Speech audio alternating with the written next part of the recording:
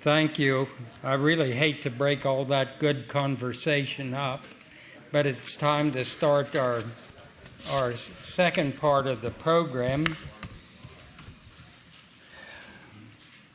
Ruth Miller will be speaking to us on the Amish life in the Casselman Valley. Ruth Miller Yoder, Grantsville, lives on the Knob, a piece of the Maple Shade Farm, place of her birth and childhood. She has 3 children, 9 grandchildren, and 4 great-grandchildren. Ruth enjoys writing, especially poetry. She savors the old hymns. Ruth is a retired social worker. Her career included counseling and supporting hospice families. Ruth holds dear the legacy of our forefathers, but adamantly denies being a historian and identifies herself as an amateur at best. We shall see. Ruth is also a sibling to, Ruth and David I are siblings. Ruth, we look forward to your presentation.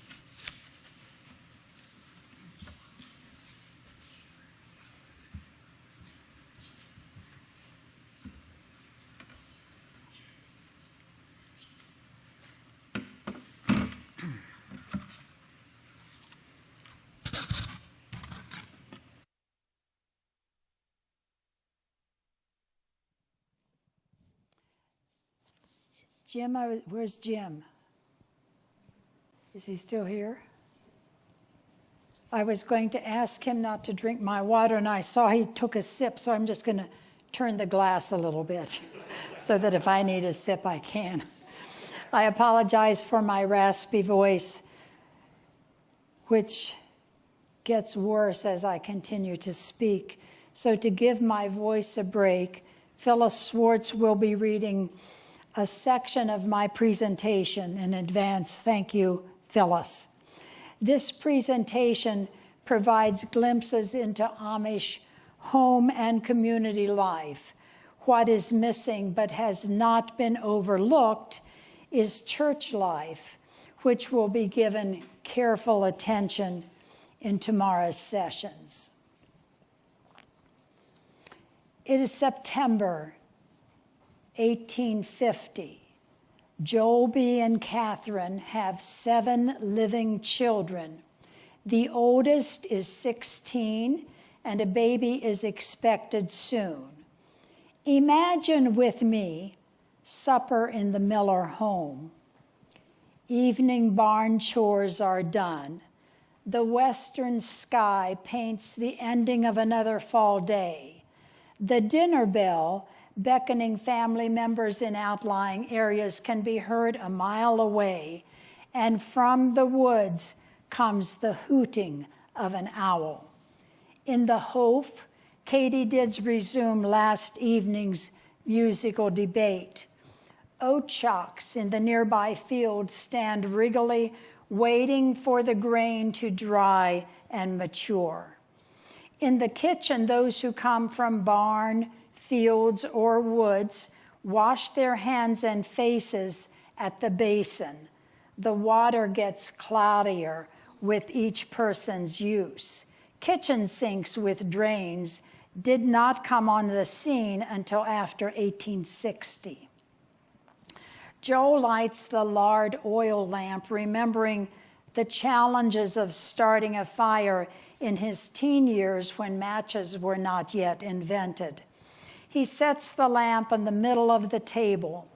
The children take their places on the bench behind the table or on chairs lining the front and end as Catherine settles into her chair to the left of Joel.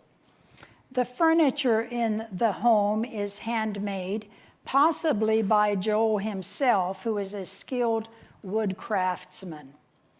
Supper includes cold blackberry soup, mutton, schmeelkaas, pickles, and homemade bread, butter, and elderberry jelly. The flickering lamp dances Flame dances moving shadows across the table as Joel, at the head of the table, pauses for silent prayer. Heads bow, eyes close. Even 2-year-old Catherine knows to be silent and sit still. She understands her father's slight shift in his chair as the Amen. The lamplight seems even brighter now as night falls. The stove or perhaps fireplace heat reduces the autumn chill. With the day's hard labor over, hunger and weariness settle the family into eating mode with minimal conversation. When everyone is finished eating, Joe again pauses, and the family follows his lead for silent prayer. Whether pewter or ironstone plates, they will be washed in the dry sink by water heated over stove or fireplace. The soap for washing dishes is homemade. Dishwater and water used for doing the wash, as well as weekly bath water, is thrown out the kitchen door. Cosmos, marigolds, and ferns lining the side of the house still bloom, even though the air promises frost. The day has been long. Weary parents and children will soon be going to bed. The Joel B. Miller farmstead in 1850. Pictures limited to our imagination leave us hankering for more.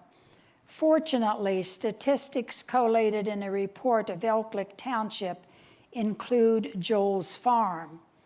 In 1850, Joel, 39, and Catherine, 37, lived with their family near Currant Springs, Pennsylvania, just a few miles from here.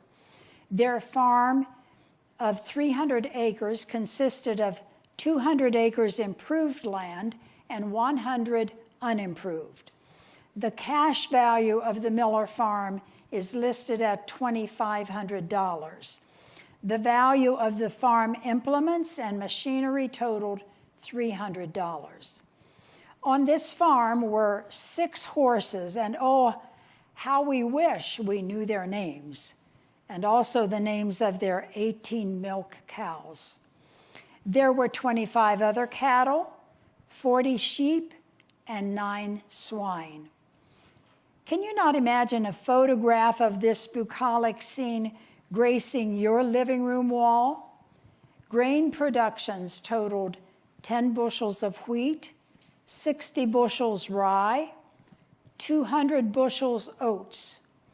Other products included 30 pounds wool, 200 pounds Irish potatoes, 800 pounds butter, 50 tons hay, 1,300 pounds maple sugar, and 5-gallon molasses. Would you farmers not have enjoyed helping Joel and his teenage sons herd the sheep or harvest the wheat or make fence on this picturesque hillside dotted with grazing farm animals and lively children? Home on the farm in the 1850s and beyond. Whether log cabins or framed houses, farm homes may have been the family center, but small buildings dotting the landscape provided important specific functions. The privy or outhouse or shanty used prior to indoor plumbing was standard in most homes from 1850 to 1875. A smokehouse where meats were cured stored hams, bacon, and burlapped sausages after butchering day. If there was a nearby pond, an ice house stored cut blocks of ice, well insulated by sawdust. A spring house or outdoor cellar cooled milk and other foods. A common outbuilding was the shop, where equipment or furniture was made or repaired. Farming and homemaking worked hand in hand.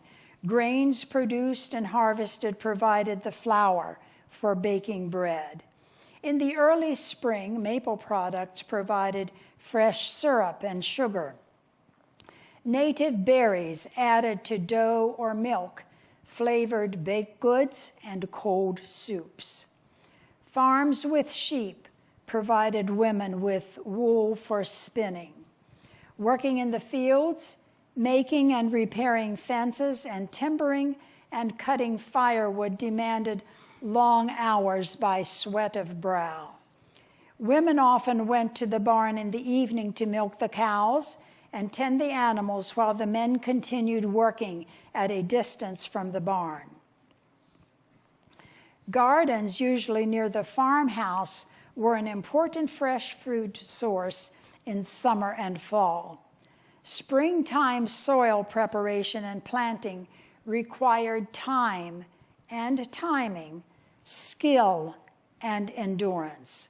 Women's household tasks of meal preparation, laundry, baking, cleaning, and seeing to the daily needs of the family continued even through seasonal work such as spring sugaring, summer berrying, fall nutting, or winter firewood hauling.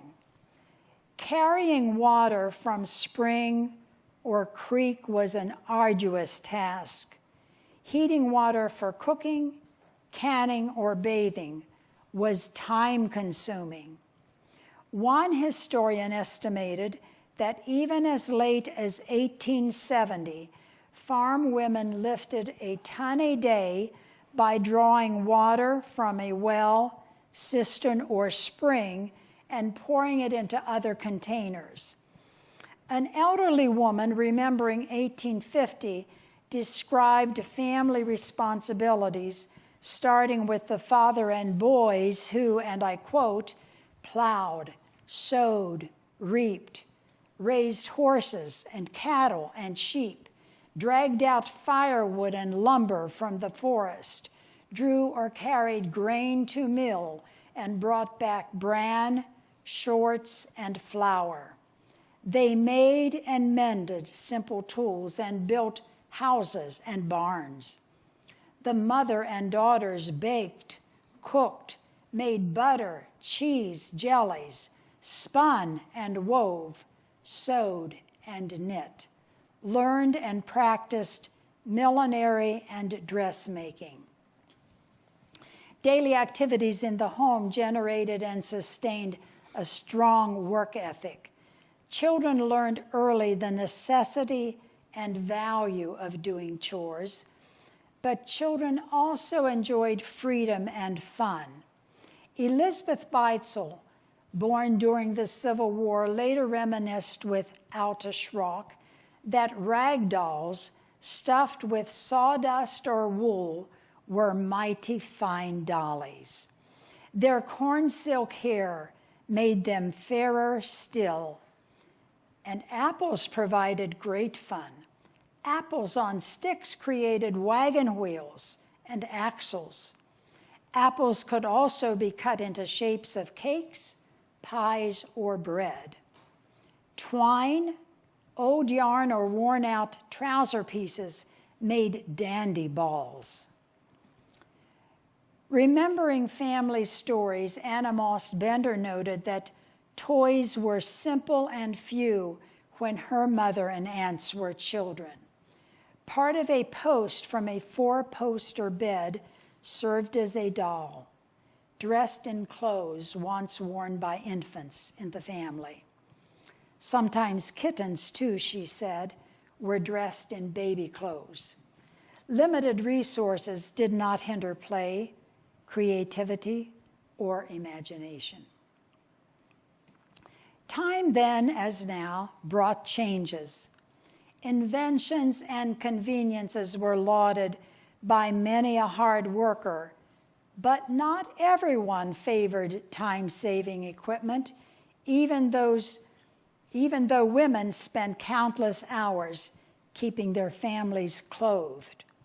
Several sewing machines were patented around 1850, But even 10 years later, one agricultural journal opposed these new contraptions, stating, "Singer's sewing machine never sings and is no compensation for the loss of the blue-eyed girls that used to sew and sing in the old homestead." The writer adds, "Needless to say, it was a man speaking." Although cook stoves had been on the market before 1850, some Casselman Valley families still heated and cooked by open fireplace. According to Alta Schrock, just when fireplaces gave way to cook stoves in this area is not known with certainty. She pointed out that the Dunkard Meeting House in Summit Mills, built in 1846, has 2 large fireplaces with iron kettles on cranes, and as late as 1956, the Brethren were still using these fireplaces on their love feast days. The brick Stanton House, built on Current River Road in 1858, now occupied by the Floyd Yoder family, has 5 fireplaces.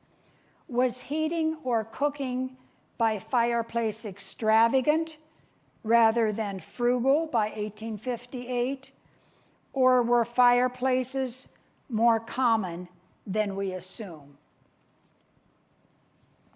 As noted earlier, introduction of equipment new to this community was not thoughtlessly embraced.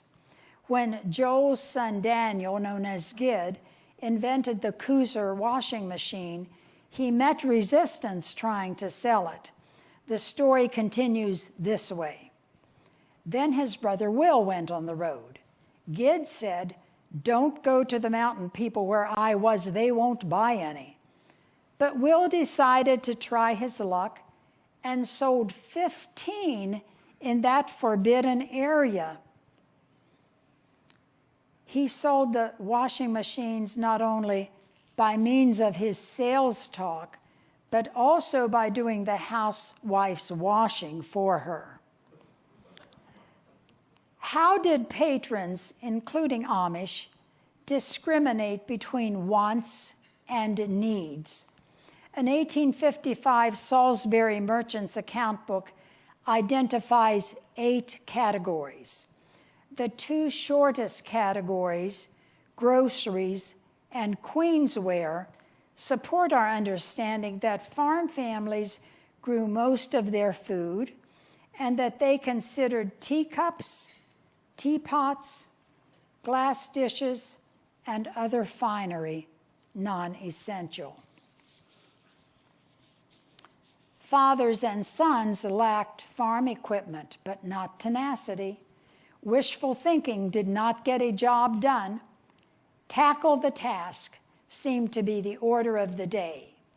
Waiting for a miracle invention would cost the farmer his hay, for in 1850, grass was still being cut with the Dutch scythe, which is sharpened on a small anvil.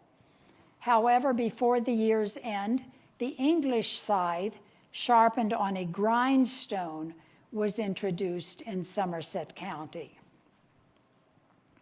Not every farmer had every necessary skill to make or repair tools or equipment needed on his homestead.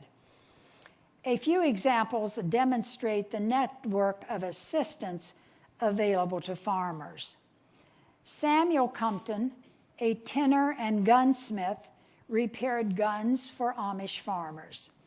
Later, Compton took up farming as well as sawmill and grist mill businesses. Another community resource was Amish master axe maker Joseph J. Yoder, better known as Axie. He was notorious for his skill in tempering steel and making and sharpening axes. Axie had many apprentices, but he himself made over 4,500 axes. He also made many hundreds and thousands of chisels, drawing knives, forks, and hatchets.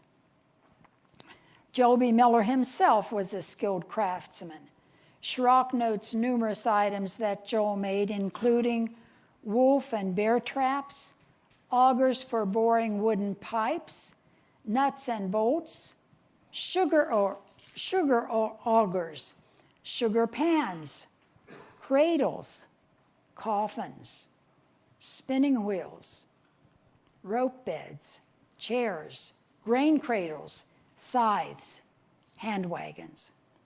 He invented a small drill for prospecting for coal. He was well known for his, quote, wooden legs that would not hurt the wearer. People would come from considerable distances and wait long and patiently while he worked them out by hand, end quote. Joel repaired a wide variety of items, including lanterns, churns, pitchforks, ladders, sleds, windmills, clocks, saws, and shovels.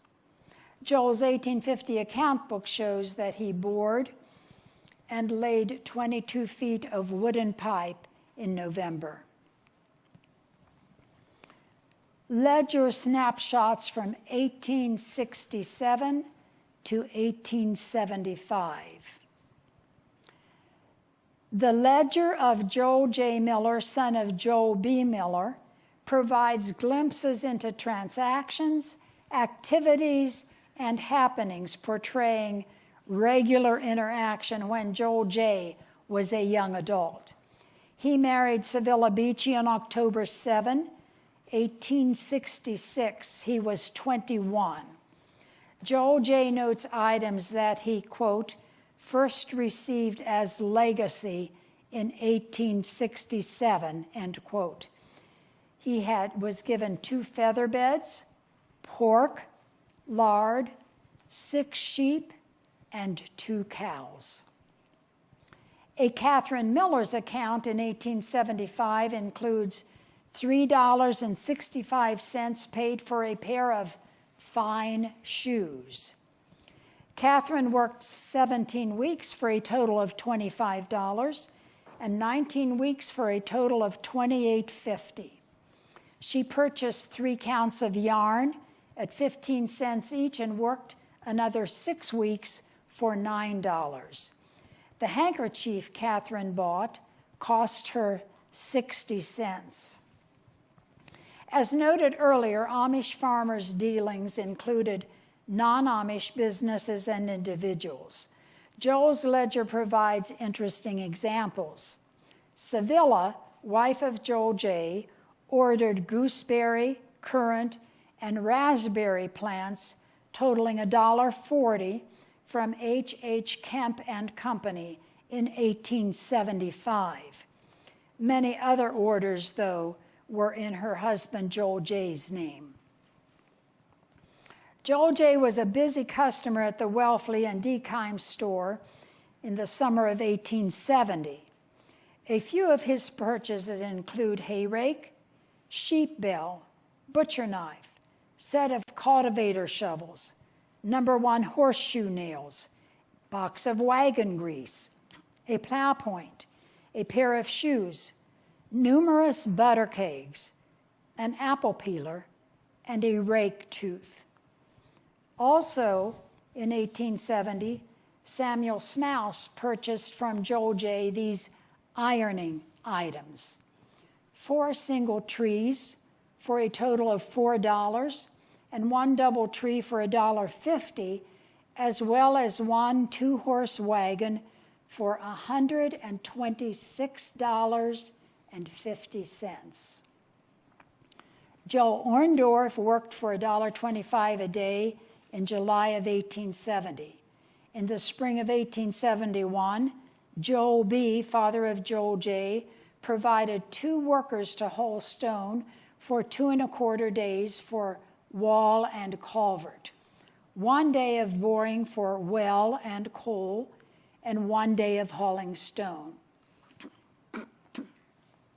2 years later, labor was still $1.25 a day when Joel Brenneman harvested and helped dig a well. He also scored timber, worked as a thrasher, and split stone. His bill that summer was reduced $1.50 for the making of 3 shirts.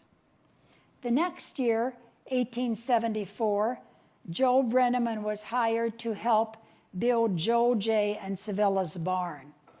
He spent a day quarrying stone, 2 days digging foundation, and another 3 days on foundation of barn. Later, this farm became home to Kenneth and Ruth Yoder. Maple sugaring, like grain, required harvesting when the product was ready. Waiting for a convenient time to gather and process sugar water was not an option. In 1870, Urias Miller scalded Keelers one day for $1. That same February, he tapped maple trees and hauled sugar water for 1.5 days, costing Joel J. $1.50.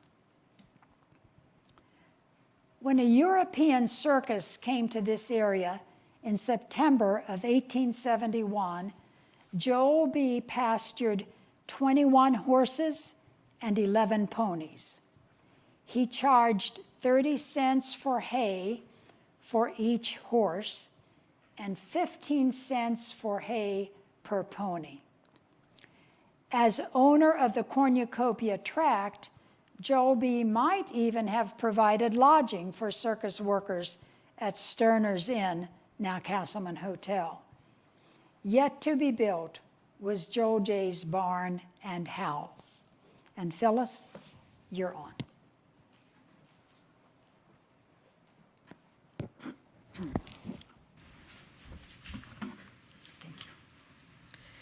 Ruth's voice was so strong, I thought she might just keep on going, but I'll give her a break. The 1850s saw a burgeoning of inventions and a mechanizing of machinery. What was new in one part of the country soon mushroomed elsewhere, such that influence and ingenuity could hardly be credited in an organized fashion. Although the thresher preceded the reaper, the machines were clumsy and inefficient and in limited use across our country. Once the steam engine started replacing horsepower around 1866, custom threshing soon flourished. It was Frederick Watts who noted in 1853, more than 700 years before the Christian era, Isaiah prophetically speaks of a threshing machine. Behold, I will make thee a new sharp instrument having teeth. End of quote. And yet this was not realized until the 19th century, and then received a doubting caution that well nigh dampened the experiment. Also, in 1853, a Lancaster mechanic invented and patented a steam plow, but it was not without disadvantages. This huge machine was fueled by coal, required a crew of 2 to 4 men to operate, weighed 6 to 8 tons, and was cost prohibitive. There were, of course, no repair shops for this invention, but it nevertheless won the gold medal at the United States Agricultural Society Fair in 1859. But the genius of masterminds was not thwarted by the stumbling blocks along the way. The biggest drawback for farmers in wheat production was the need for laborers. Farmers could not easily spare sons, much as they might like to help their neighbors. Harvesting was labor-intensive for each and every farmer, requiring long and strenuous hours of toil. 1850 yielded a self-binding reaper using twine, but this machine proved unsuccessful. The arduous task of binding sheaves required 2 or 3 men. The quest for a simpler process persisted. As patents and improvements of reapers increased, gradually farmers accepted the advantages of mechanized equipment. Some were slow in adopting these newfangled conveniences.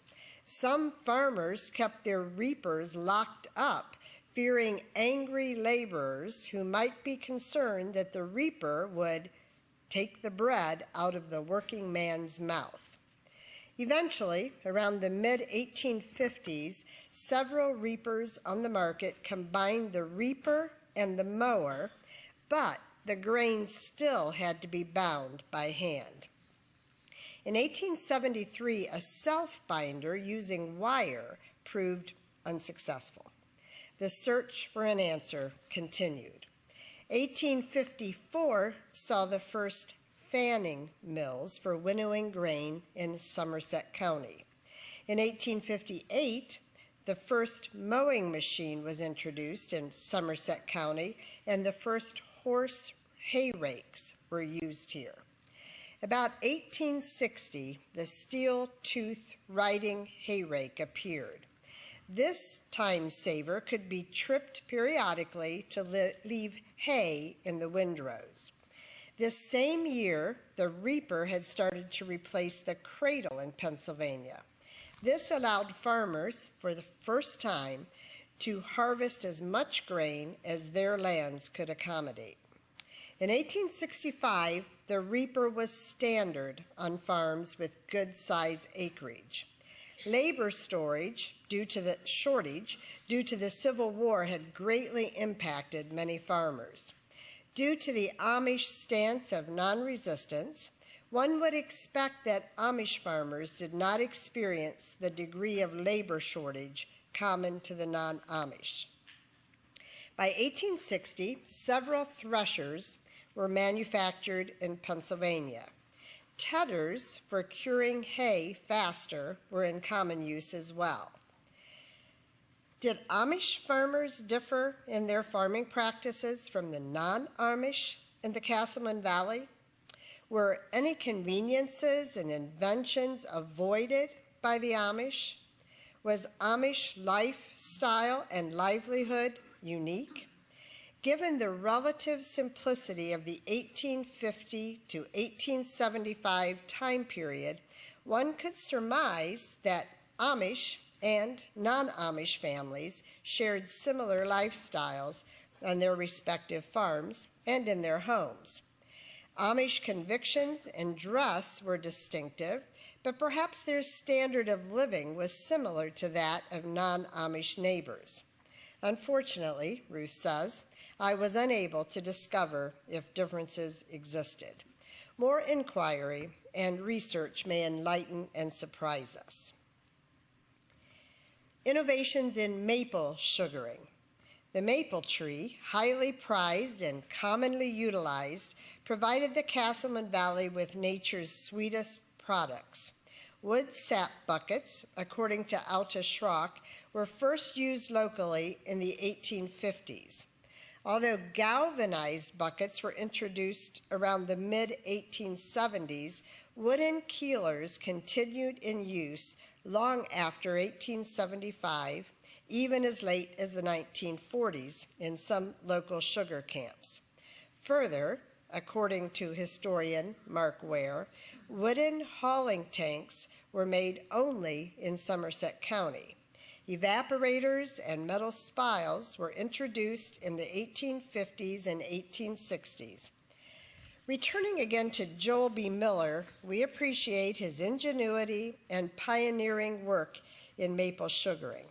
In 1861, Joel made a large iron boiling pan, which eventually replaced the iron kettle over an open fire. The Casselman Chronicle describes Joel's accomplishment further. In 1868, Miller hauled into his sugar camp on Cornucopia Farm on the outskirts of Grantsville 600 barrels of sugar water, which he boiled down in what was then a modern iron pan, produced in his shop. At this time, most of the neighbors were still boiling in iron kettles. Stories are told about the fun and the fellowship at taffy pools and maple festivals. Sometimes, even over 100 years later, young people gathered in homes for taffy pulling contests. Still today, elders smile, recalling with pleasure some events. And back to Ruth.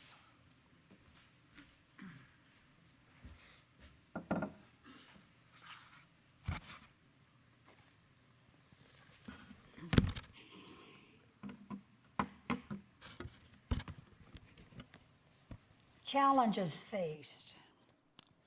Several hardships exemplify threats facing farm families.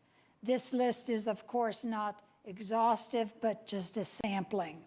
I have identified 3 areas that impacted the Casselman Valley: health concerns, natural threats, and the Civil War. The prevalence of medical needs and health concerns in the mid-1800s was a major issue in an era when little was known about the causes of illness.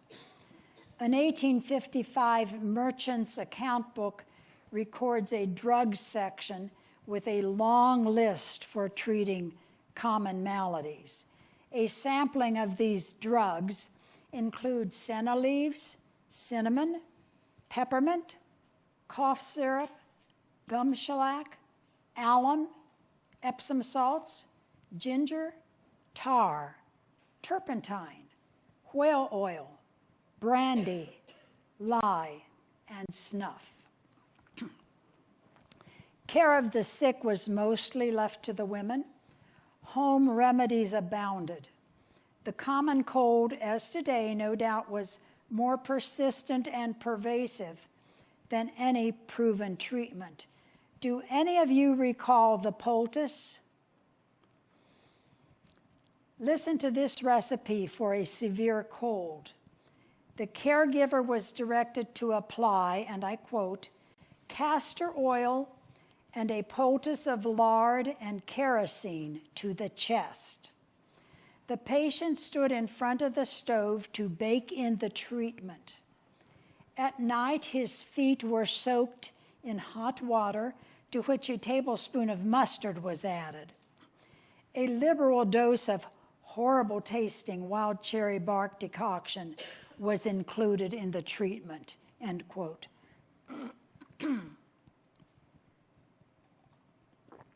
Another poultice, old-time onion poultice, was advised to treat colds and pneumonia this way.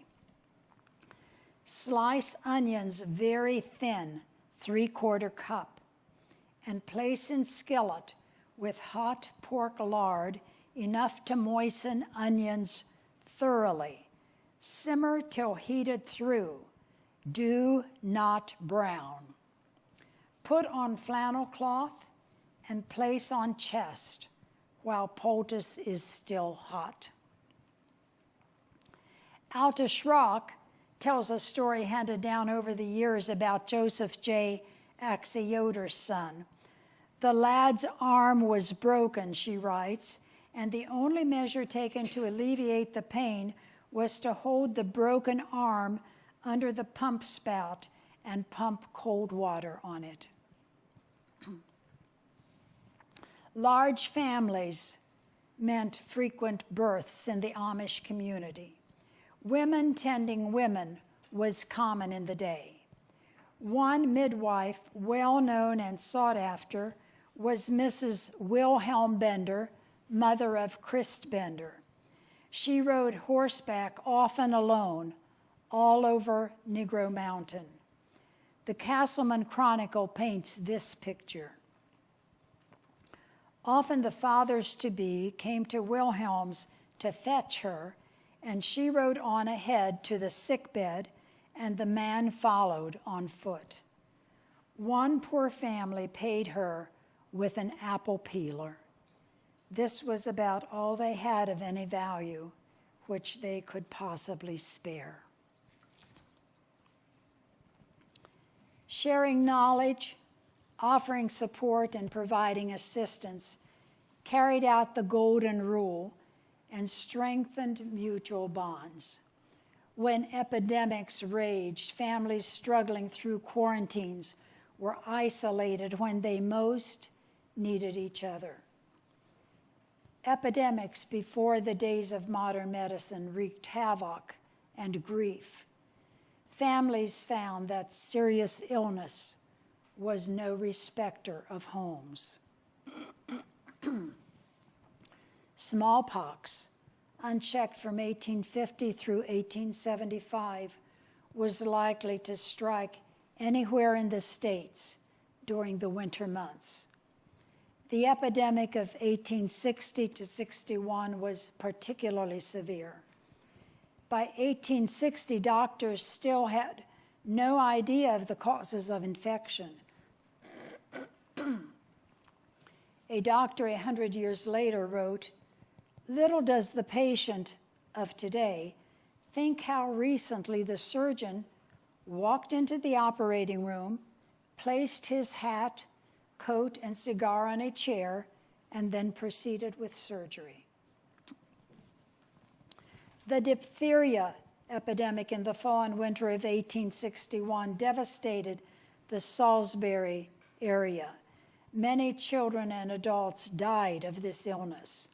One home, the Yowler family, was hit especially hard. The parents lost all their 7 children to diphtheria. For some time, funerals were a daily event. Historian Welfley remembered a time when 3 graves were open. The Amish community was not exempt, at the least, from awareness that their families were vulnerable to this often fatal disease. Almost 10 years later, near Biddinger, Maryland, another family was devastated by an epidemic, this time scarlet fever. John and Lydia Brenneman had 6 children aged 2 to 12. The dreaded fever came to their home with a vengeance. In 4.5 months, all their 6 children had died. What wisdom might the Brennemans have offered had we been there to ask how they endured such sorrow and loss? The next year, 1871, their son Noah was born. Noah grew to adulthood and became the first superintendent of the Amish Children's Home, now Goodwill Nursing Home, Grantsville. Quarantine isolated families and sometimes family members from each other.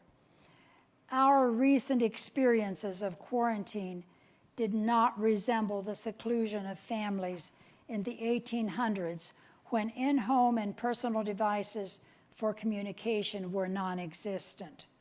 Today, we ponder and yet cannot comprehend bearing alone the burden of caring for loved ones at death's door. How, we wonder, could parents lay to rest their beloved children without the loving ministry of extended family, friends, and church? Natural threats. It is no secret that weather here in the Casselman Valley defies perfect predictions. Some severe weather is expected and predicted, some not. Snow and ice storms today hardly mirror what our ancestors experienced in the mid-1800s, given our generally milder winters and our ability to instantly communicate, travel, and summon help. Winter inflicted harsh effects on family members who spent hours in the relentless cold. Today, with our well-insulated gloves and footwear, convenient access to all-terrain vehicles, and welcome rides to our warm homes, we forget the hardships our forefathers endured for survival. Frozen feet and fingers were common when men and boys worked in the winter woods cutting firewood. Nearly all of them suffered seriously from chilblain. defined as a painful swelling or sore caused by exposure from cold, especially on fingers, toes, and ears. Sometimes digits were sacrificed, the frostbite having been too severe to treat successfully. Today, we grab a second set of clothes as we conveniently toss our wet wraps into energy-efficient dryers. Not so when Joe and Catherine and their contemporaries were raising their families. Storms and destruction were not isolated to winters. The devastating, unexpected Great Frost of 1859 hit hard in June. Samuel J. Beechey, known as Revapap, and wife Elizabeth wasted no time in developing a salvaging plan. In the morning, they dragged their bedrope across the wheat field in an effort to save their grain. For miles around, heavy frost destroyed fruit and vegetation. Leaves fell from trees as if it were autumn. Farmers were unable to purchase seeds to reseed their fields due to the shortages brought on by the sudden high demand for seeds. But giving up was not the nature of these hard-working Casselman Valley farmers. About a week later, folks decided to try their hand at buckwheat. The results were astonishing. Elk Lick Township produced 9,000 bushels of buckwheat. In addition to weather hazards, some families also faced the possibility of wild animal threats.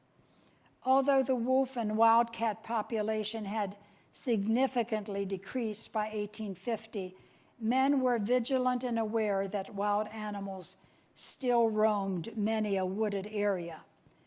Alta Schrock relates that Sam Schrocks lived in the woods on Negro Mountain where wildcats were abundant and bold. One day the Schrock boys were cutting wood when a wildcat jumped on the back of one of the boys, clawing him furiously.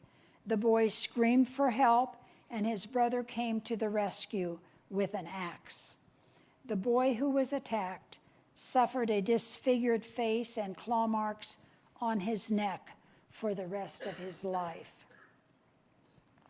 Even in the home, according to Schrock, her mother and neighboring families who lived in dense woods often piled table and chairs in front of the door to barricade against a pack of wildcats. One day, Sam, on his blind horse, rode 3 miles through the woods to help his neighbor Jacob with butchering. Knowing a wolf pack often roamed the area, Sam started home before sundown. His dog Coley suddenly ran to the side of the road, which alerted Sam to scan the area. He discovered 4 wolves along the forest edge, crouched and waiting in a row with their feet propped on a fallen log. Sam raced his blind horse as fast as possible. In the distance, he heard Coley whimper. Discovering the remains of his dog the next morning, Sam realized Coley had probably saved Sam's life. Military invasions. How soon after the Civil War began, April 12, 1861, did the Casselman Valley families hear or know the news? What effect did the war have on our Amish brothers and sisters? Written and handed down stories take us back to the Amish community during the Civil War. Mary Elizabeth Yoder describes several moving accounts, including Bishop Daniel Beechey's preparation for possible invasion, and this is what she wrote.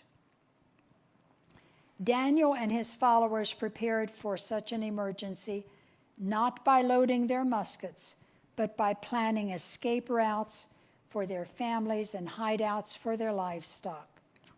Daniel's wife Elizabeth packed a set of clothing for each of their 8 children in a bedsheet, which she planned to hide in a nearby cave if the need arose. This took more than a trip to town to buy extra clothing. It meant countless hours of spinning, weaving, knitting, and sewing by hand. Yoder explains that Daniel urged his flock to trust God, but not ignore any warnings from man. The Beachy family just across the Maryland line in Aurora, West Virginia, often saw both Union and Confederate troops as they marched along the turnpike. Once a troop of Union soldiers stationed to guard the turnpike camped for several weeks on Daniel's farm. However, preparing to leave, the soldiers confiscated some supplies. After the soldiers departed, the family swarmed the campsite and enjoyed some hardtack candy left behind. Sometime later, Chris Petersheim from Daniel's flock was captured by Union soldiers, leaving Chris's pregnant wife alone with their small children. While in custody of the army, Chris was forced to haul supplies with his team and wagon. After what must have been a very long week for his family, Chris was released. Another incident in the Aurora area described by Catherine J. Miller transports us to the home of Jacob and Elizabeth Schwarzentruber, who were raided by both Northern and Southern armies. Feel the emergent tension as an episode unfolds in the summer of 1864, when the Confederates, exhausted and hungry, stopped at the Schwarzentruber home. They slaughtered one of the cows and ordered Elizabeth to make buckwheat cakes. They crowded into the house and ate the batter out of the dough tray. They even ate the contents of the swill barrel and drank the good spring dry. The officers ate first and then lay down under the trees to sleep, but the soldiers became so unruly that the officers had to be awakened to restore order. Looking back, one wonders how long this raid lasted. However long, time must have both raced and stood still as the family helplessly watched the devastation and waited for what was to come. Eventually, the soldiers took their leave, taking with them the family's horses, cattle, and Jacob's watch. With such sparse and infrequent lodging, soldiers surely welcomed any shelter in those desperate times. Grantsville accommodated both Northern and Southern troops on occasion, providing sleeping space at Drover's Inn, today the Casselman Hotel. The neutral stance of the owners of the inn created an atmosphere of hospitality rather than hostility. During at least part of the Civil War, this inn served as a temporary hospital. On the Pennsylvania side, families also feared the possibility of troop invasion. Harriet Berg notes that Daniel D'Otto's ledger does not mention Civil War soldiers coming through and taking supplies. But high alert was the order of the day. Otto's young son, Milton, was tasked to periodically chasing the horses with a whip, keeping them nervous and more difficult to capture when the soldiers came through. Otto's well-trained and once trusting horses must have been overwhelmed with confusion and distrust. We can imagine young Milton's anguish as he imparted fear in the very animals he once nurtured. How and when did the Casselman Valley community learn that the Civil War ended on April 9, 1865? Neighbors were not next door as we commonly describe neighbors today. The telephone was yet to be invented 11 years hence, Newspapers, few and far between, may not have been found in many Amish homes. Although readers and writers existed in the Amish community, some family members may have been illiterate. As late as 1853, Christina Beachy marked an X instead of signing her name to a legal document, and two others who followed suit in the same document were Abraham J. Beachy and Jonas Beachy. Personal delivery of news was not easy. Travel on paths or undeveloped roadways, for the most part, was on foot, horseback, or in some cases, horse-drawn means. The Amish, whose teachings included non-resistance, may not have considered military news paramount. Tomorrow's session will shed light on many ways the Civil War impacted the Casselman Valley Amish.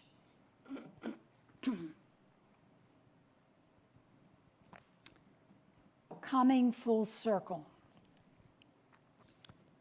Time moves on, bringing changes to nations, communities, and households. In 1850, at the beginning of this presentation, transportation for Amish families in the Casselman Valley was still on foot or horseback, for buggies were not yet in common use.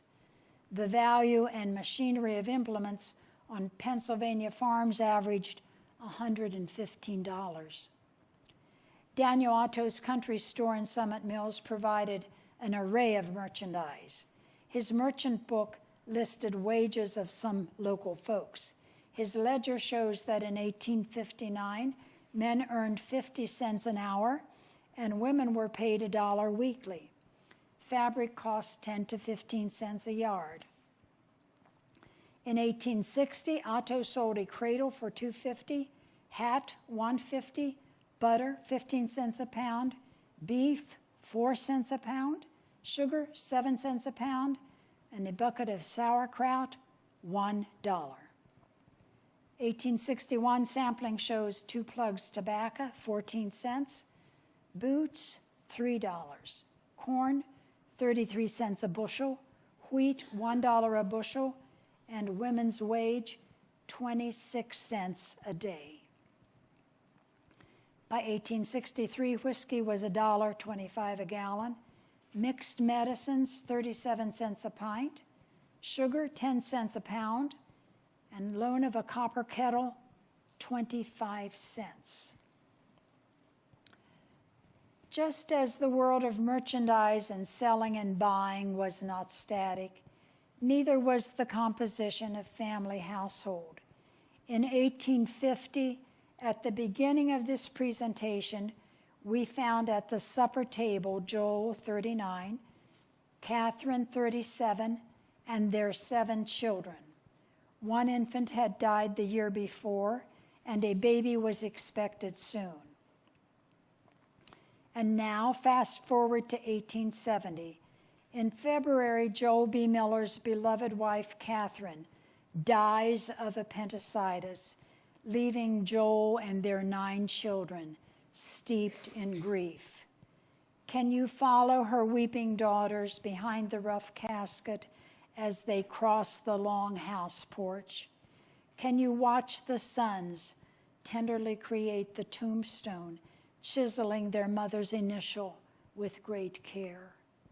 Can you feel Joel's heartache and loneliness? Perhaps, like us in our dark nights, he held on to the comfort that he that dwelleth in the secret place of the Most High shall abide under the shadow of the Almighty. I will say of the Lord, He is my refuge and my fortress, my God. In Him I will trust.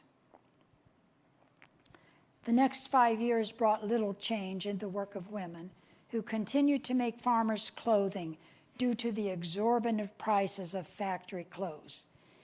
In 1875, the price for a shirt is a steep 30 cents. Straw hat, 10 cents. Overalls, 50 cents. Shoes, $1. Farm women are still spending many an evening busily knitting socks, scarves, mittens, and wristbands. Life expectancy in 1875 is 43.7 years in the United States. And now, on the supper table, a small bowl of soup will feed the 4 family members still living at home.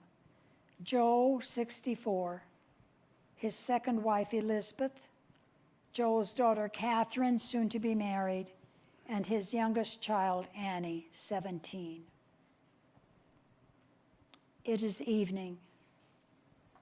Katydids continue the musical lullaby that has soothed the Miller family for decades. Night is coming. Sleep will be welcome.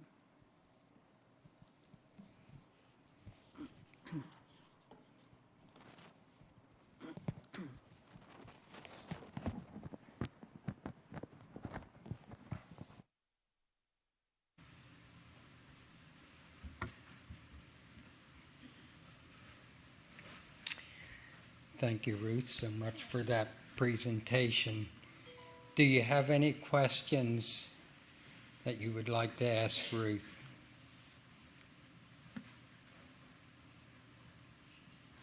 Or comments?